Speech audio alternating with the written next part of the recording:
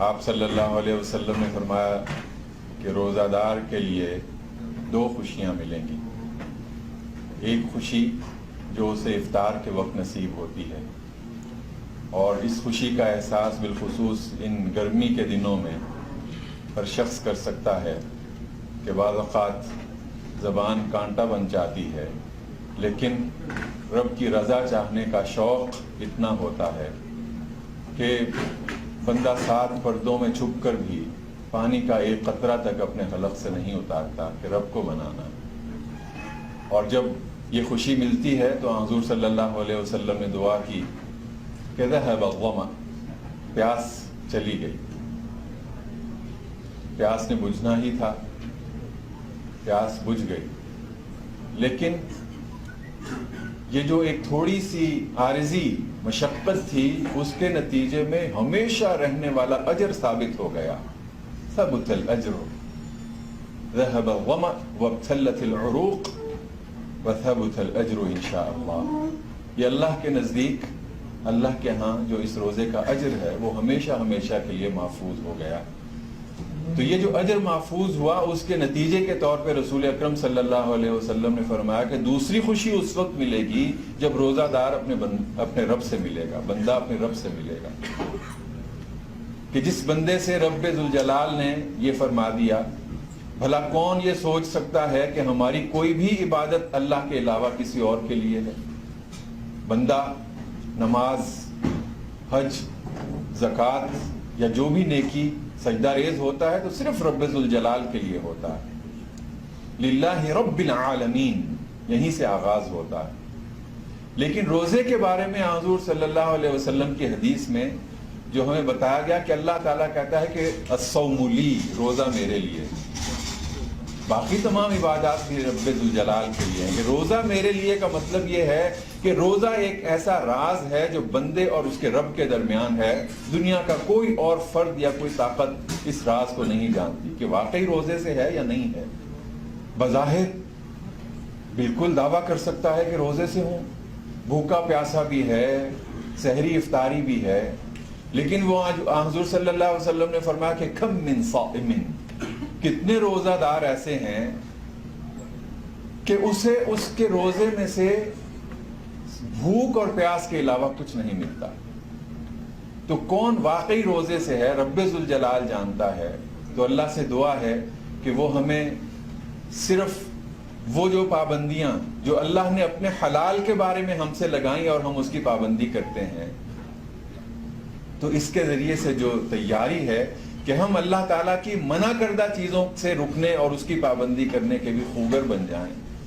یہ جو میں نے آغاز میں حمد و صلات اللہ نے توفیق بخشی تو کہی، یہ حضور صلی اللہ علیہ وسلم کی زندگی میں ایک بڑا خوبصورت موقع ہے، اور اس کے ذریعے سے اللہ تعالیٰ کے نبی نے اپنی امت کو ایک بڑا عظیم الشان تحفہ دیا ہے. حضور صلی اللہ علیہ وسلم نماز فجر کے وقت گھر سے تشریف لے گئے. گھر سے نکلے تو ام المؤمنین مصلی پہ بیٹھی اللہ کو یاد کر رہی تھیں، نماز پڑھ رہی تھیں. حضور صلی اللہ علیہ وسلم تشریف لے گئے، نماز ادا کی، نماز کے بعد کے اذکار کیے، چاشت ادا کی، امور ریاست اور امور مملکت انجام دیتے رہے. پھر اس کے بعد جب گھر تشریف لائے تو دیکھا کہ ام المؤمنین اسی طرح مصلی پہ بیٹھی. تو حضور صلی اللہ علیہ وسلم نے پوچھا کہ جب سے میں گیا ہوں اس وقت سے اب تک اسی طرح بیٹھی اللہ کو یاد کر رہی ہے اور تسبیحات کر رہی ہیں؟ تو فرمایا کہ ہاں یا رسول اللہ. آپ صلی اللہ علیہ وسلم نے جو ام المؤمنین کو، اپنی اہلیہ محترمہ کو جو ایک تحفہ دیا وہ ہر امتی کے لیے ایک عظیم الشان تحفہ ہے. آپ نے فرمایا کہ میں نے اس دوران میں 4 کلمات 3 بار کہے ہیں، 4 کلمات 3 بار کہے ہیں. ان 4 کلمات کا اجر تمہاری اس ساری عبادت سے زیادہ ہو گیا ہے.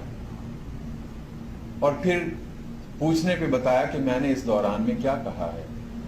میں نے کہا ہے کہ سبحان اللہ و بحمدہ، اللہ کی تسبیح بیان کرتا ہوں، اللہ کی حمد بیان کرتا ہوں. کتنی؟ یہ سبحان اللہ و بحمدہ مجھے حسن ظن ہے اپنے سارے بھائیوں کے بارے میں کہ یہ تو کم از کم سب کو یاد ہوگا، سبحان اللہ و بحمدہ۔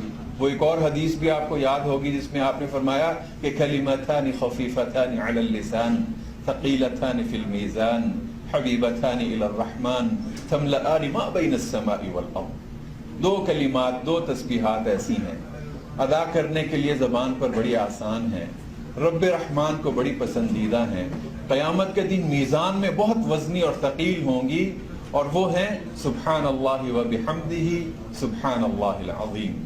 جب بھی موقع ملے ان تسبیحات کو ہمیں دہراتے رہنا چاہیے۔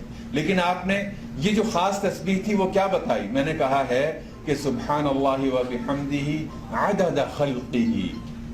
پہلی کتنی تسبیح بیان کرتا ہوں، کتنی حمد بیان کرتا ہوں، جتنی اللہ کی مخلوق کی تعداد ہے۔ اللہ کی مخلوق کی تعداد کتنی ہو سکتی ہے؟ ہم صرف انسان مخلوق نہیں ہیں، اس کائنات کی ہر چیز اللہ کی مخلوق ہے۔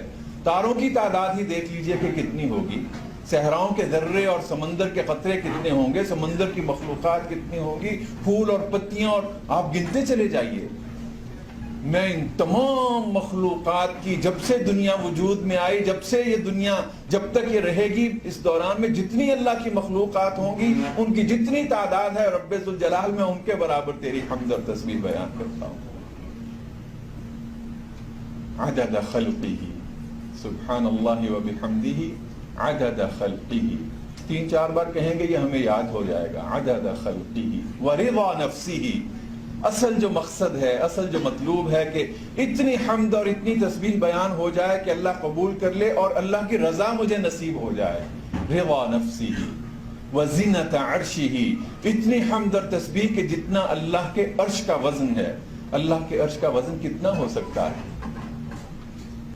وسع کرسیہ السماوات والارض، یہ اس کا ایک تعارف ہے۔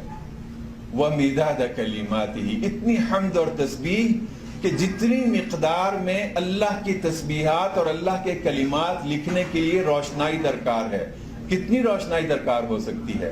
قرآن کریم خود جواب دیتا ہے کہ اگر یہ سمندر وَمِن بَعْدِهِ سَبْعَةُ أَبْحُرٌ، یہ سمندر اور ان جیسے 7 اور مزید سمندر سب سیاہی بن جائیں تو ساری سیاہی ختم ہو جائے، اللہ کے کلمات ختم نہ ہوں، تو حضور صلی اللہ علیہ وسلم نے یہ جو تسبیحات سکھائیں، ایک تو اس لیے کہ اللہ کو منانے کا سب سے بہترین اور مختصر ترین اور آسان ترین راستہ وہ ہو سکتا ہے کہ جو رسول اکرم صلی اللہ علیہ وسلم نے اختیار کیا، جو اللہ نے اپنے نبی کو کلمات سکھا دیے۔ بہت سارے مزید اور احادیث اور واقعات میں مزید خزانے بھی ہمیں عطا ہوئے ہیں، لیکن اس واقعے میں ایک اور بہت خاص پہلو ہے۔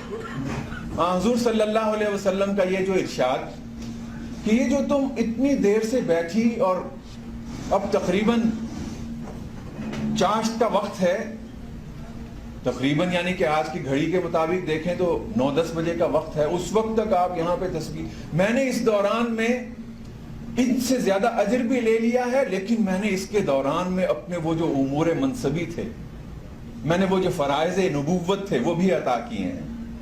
گویا کہ ذکر اور اذکار، تسبیحات ایک بندے کو، ایک ہم جیسے دنیا دار ذہن رکھنے والے کو یہ تسلی تو دے سکتے ہیں کہ اتنے، حضور نے اسی لیے فرمایا کہ آپ کو یہ جو جدہ کے لوگوں کو، یہاں اس علاقے کے لوگوں کو نعمت نصیب ہے، ایک نماز حرم میں جا کے پڑھو گے تو 1,00,000 نماز کا ثواب ملے گا۔